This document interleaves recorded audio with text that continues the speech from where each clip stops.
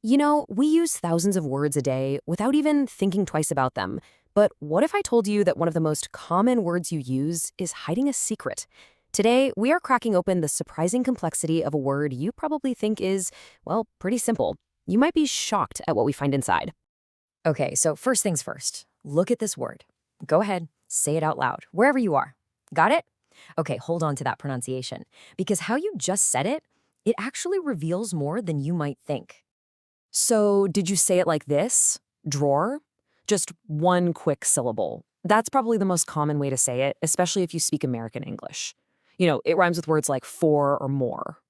Or maybe you said it with two distinct syllables. Drawer, like someone who draws something. Well, here's the kicker. They're both correct. It just completely depends on what you're actually talking about. And this brings us right to the heart of our little puzzle. How can one single word have two totally different sounds? Let's break it down. So here it is in a nutshell. The one-syllable drawer refers to an object, but the two-syllable drawer, well, that refers to a person. It's the same exact spelling, but the pronunciation is like a secret code that tells you precisely what the speaker means. All right, let's start with the one we all know and love, the one that's probably in the very room you're in right now.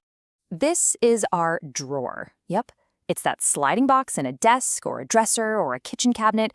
It's simple, it's straightforward, and honestly, it's a fundamental part of our daily lives. And here's a perfect example from the Simple English Wiktionary. I keep my socks in the top drawer of the chest. You instinctively hear that one-syllable sound when you read that, don't you? Top drawer. Okay, now let's flip to the other side of the coin. This is where that two-syllable drawer comes into play, and it's all about people. The first meaning is, well, exactly what it sounds like. You take the verb to draw, you tack on the suffix, and boom, you have a drawer, a person who draws, like an artist or an illustrator. And our source gives us another great example. Wow, you're a really good drawer. Now, you're obviously not complimenting a piece of furniture here, right? That two-syllable pronunciation makes the meaning totally clear. But wait, it gets even more specific than that.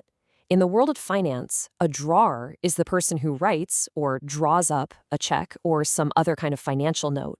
It's a much less common meaning for sure, but it just shows the amazing versatility packed into this one little word.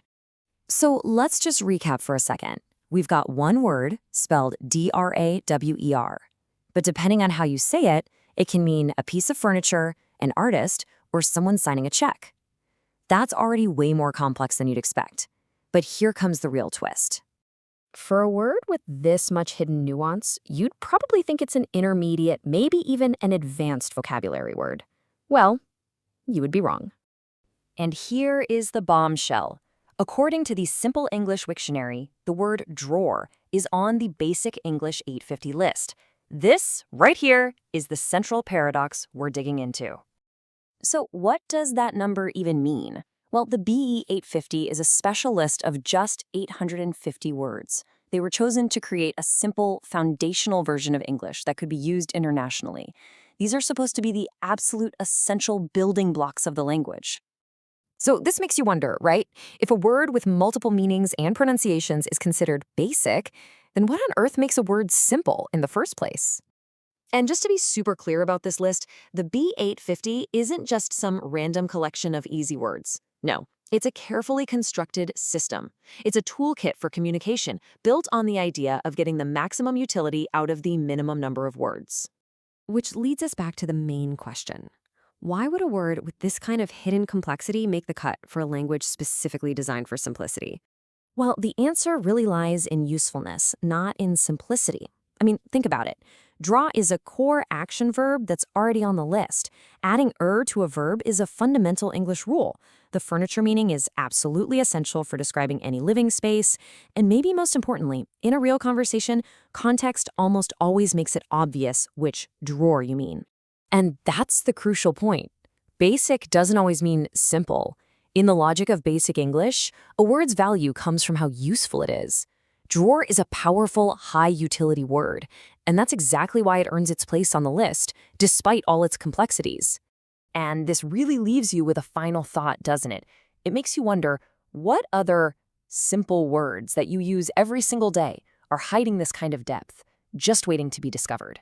The language we think we know is always, always deeper than it appears.